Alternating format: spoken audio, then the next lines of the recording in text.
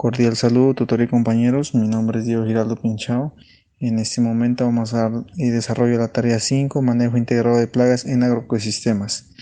Los integrantes son Seili Gijandri Andrade, Jason Urney Asensio, Alberto Murcia, Carlos Eduardo Cortés y mi persona, Diego Giraldo Pinchao. Nuestro grupo colaborativo es el número 35 de la Universidad Nacional Abierta y a Distancia. Como introducción, podemos decir que el manejo integrado de plagas es una herramienta importante para el desarrollo dentro de un cultivo, siendo esta necesaria para el correcto desarrollo y producción de los cultivos sin ser afectados por diferentes plagas.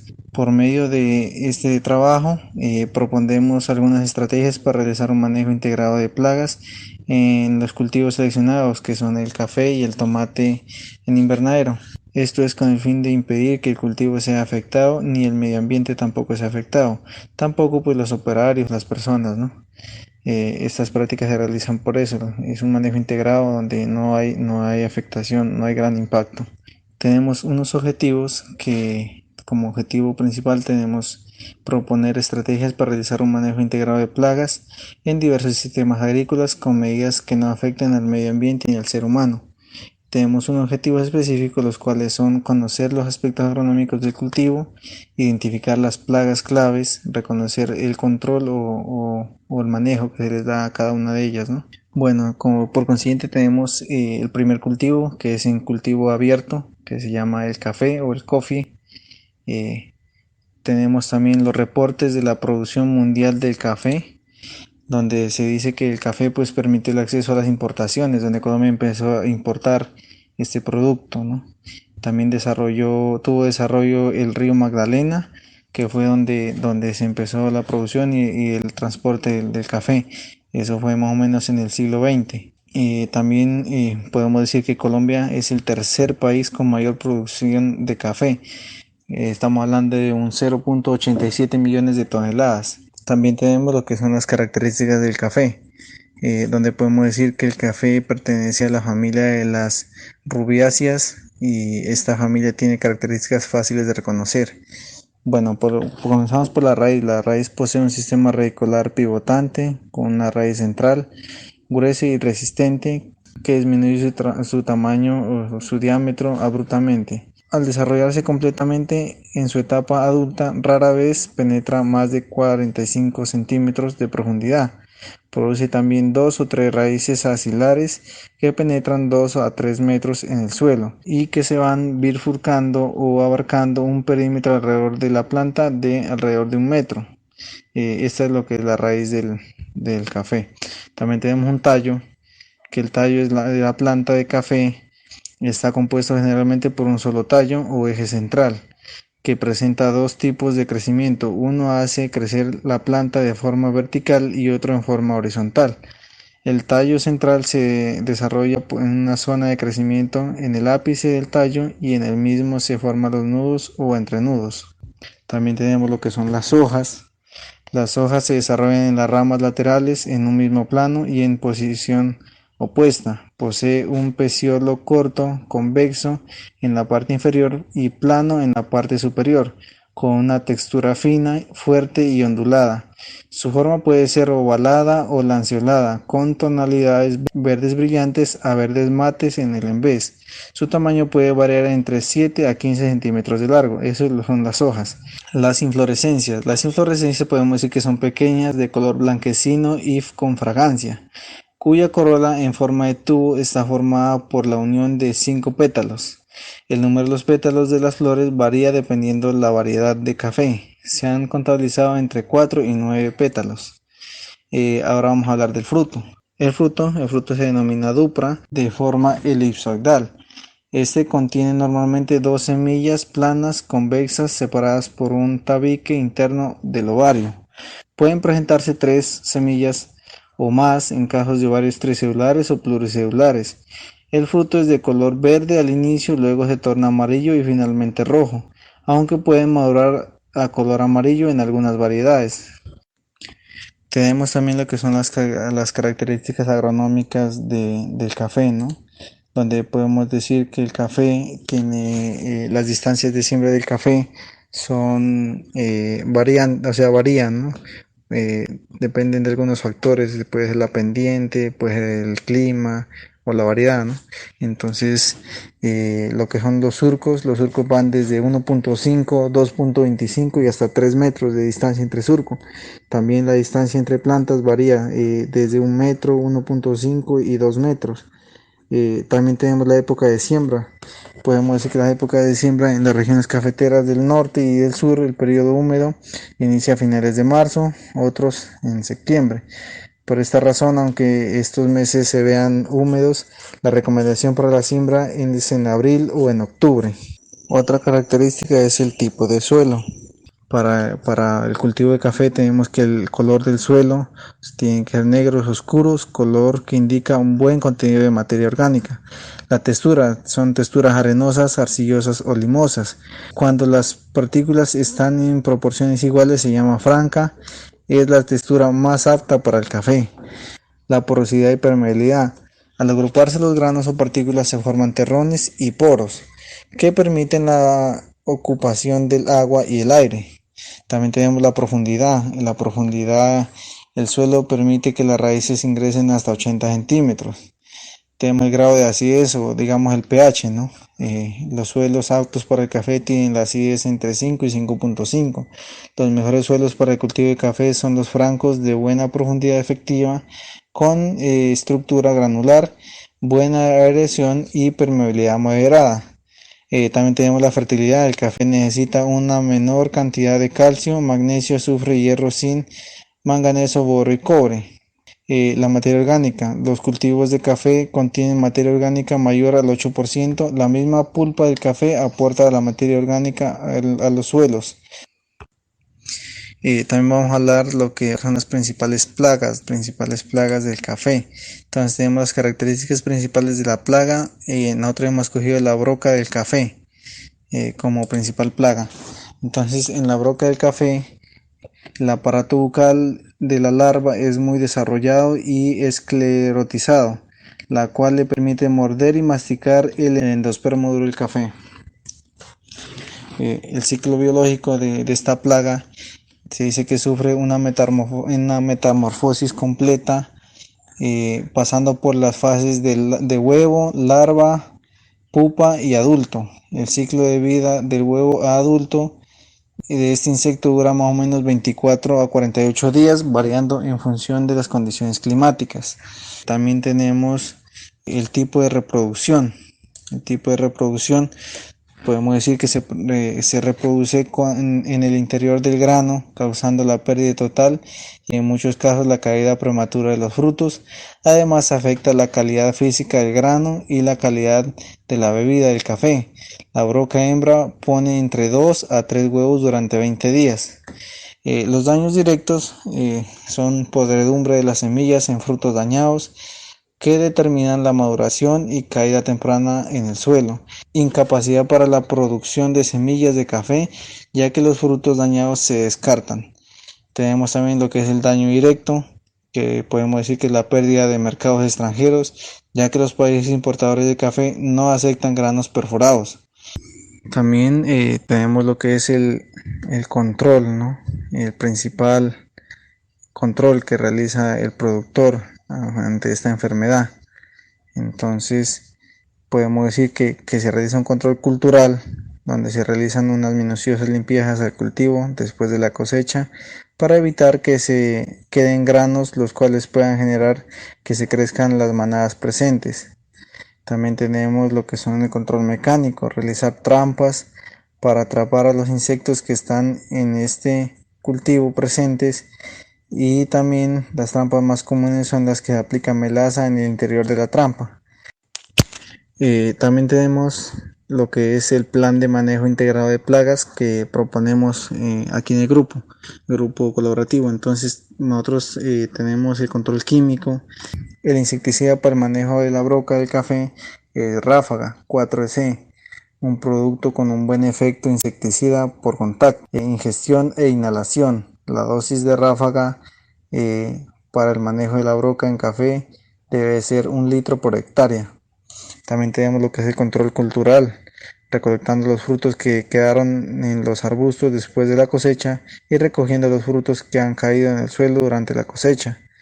También tenemos lo que son las podas del café. Un buen manejo del tejido de los arbustos de café ayudará a mejorar la capacidad reproductora. Asimismo, el tiempo que crea un ambiente poco favorable para la broca. También tenemos lo que es el control biológico.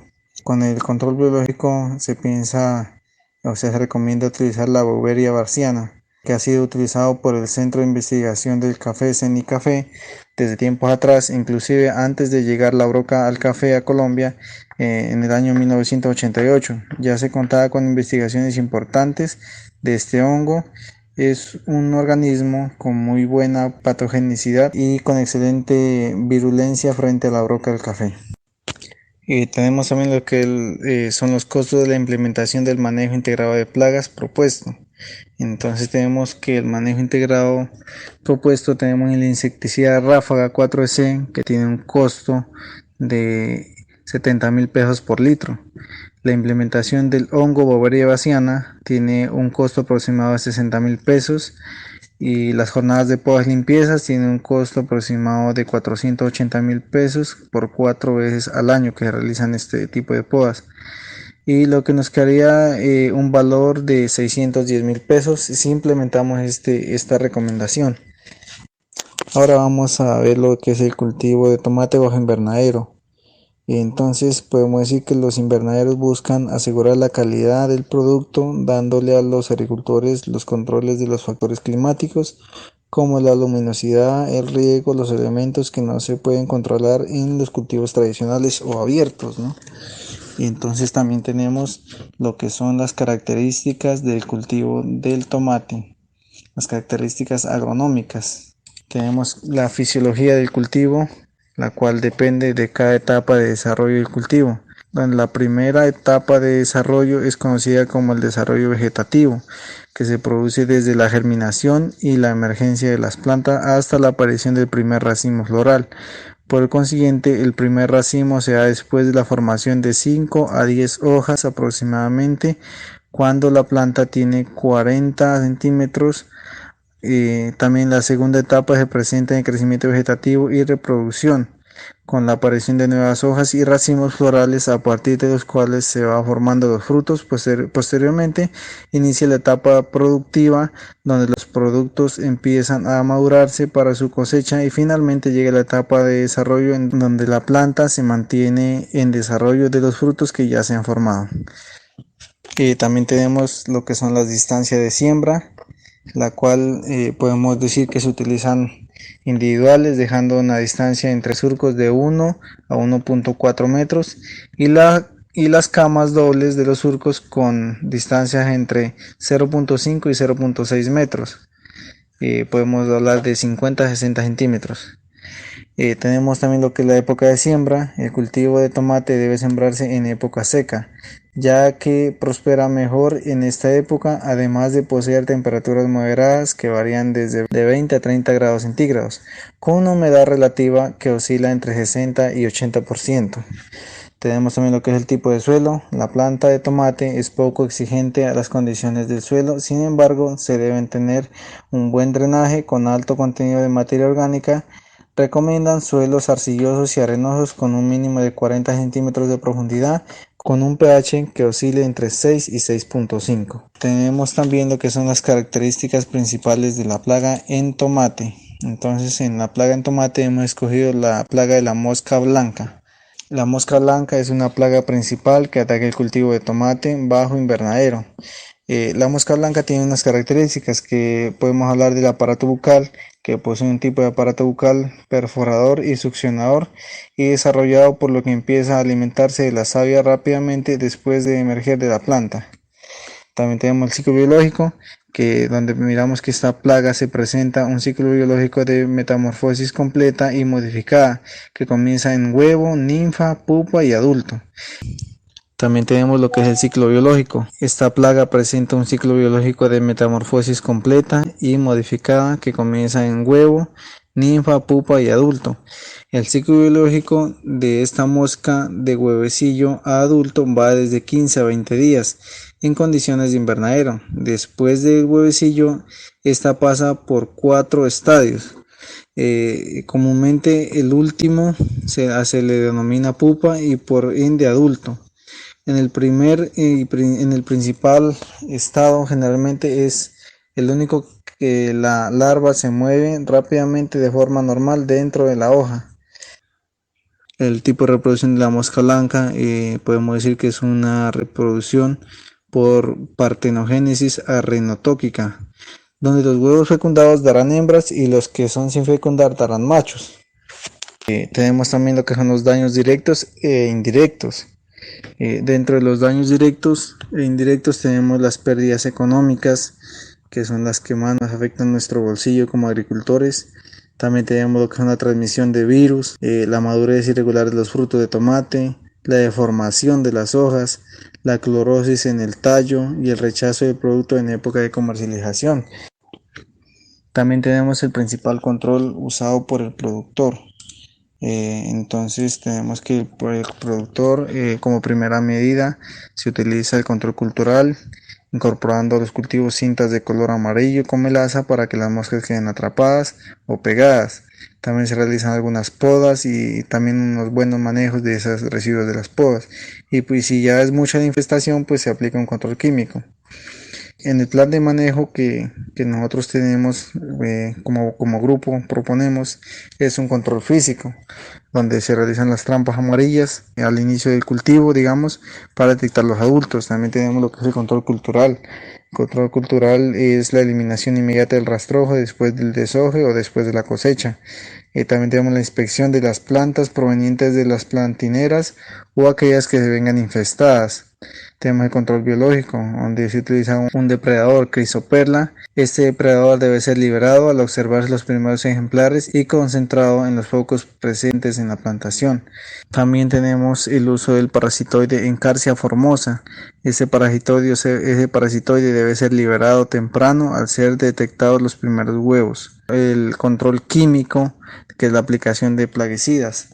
En la aplicación de plaguicidas tenemos lo que son el Juvenal 10EC, que es un producto mimético de la hormona juvenil de los insectos que muestra la actividad insecticida al interferir en las mudas y en la reproducción de los insectos. Tenemos que la dosis podemos trabajar de 0.050 a 0.075%, que vendría siendo de 50 a 75 mililitros por 100 litros de agua.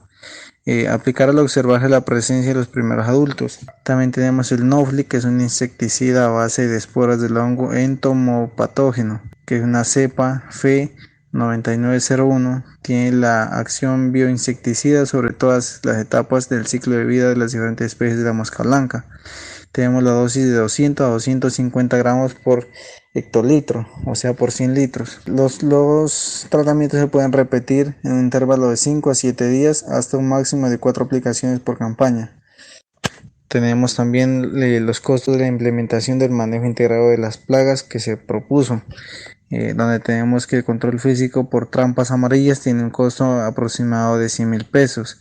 La implementación del uso del depredador Chrysoperla tiene un costo aproximado de 140. La implementación del uso del parasitoide Encarsia formosa tiene un costo de 490.000 pesos. La aplicación de plaguicidas que tienen diferentes costos, ya que no puede ser uno, puede ser otro o depende del laboratorio. Entonces tenemos también que el Juvenal vale 95 y el Nofli vale 400.000 pesos. Lo que daría un total de 1.225.000 si se implementa el plan de manejo integrado propuesto por el grupo. Tenemos también la conclusión. Se reconoció y analizó el correcto manejo integrado de plagas, la importancia de sus métodos y controles, especialmente el control biológico, utilizando los enemigos naturales con el fin de establecer este como base del manejo integrado de plagas, el cual se implementa en los diversos sistemas agrícolas con estas medidas que no afectan al medio ambiente ni al ser humano. Tenemos algunas recomendaciones para el manejo integrado de estas plagas que se identificaron tanto en el cultivo de café como en el cultivo de tomate bajo invernadero. Se recomienda siempre empezar a realizar controles biológicos, mecánicos o culturales como primera medida. Puede ser utilizando los enemigos naturales de estas plagas, esto con el propósito de preservar la vida de los organismos benéficos dentro del cultivo, ejemplo, los polinizadores, enemigos naturales, entre otros. El control químico será ya la última medida que se debería de tomar, ya que este proceso afecta no solo a las plagas, sino que a los organismos buenos y además en muchas ocasiones deja trazas en el producto y por ende al consumirlo nos puede afectar la salud en un futuro.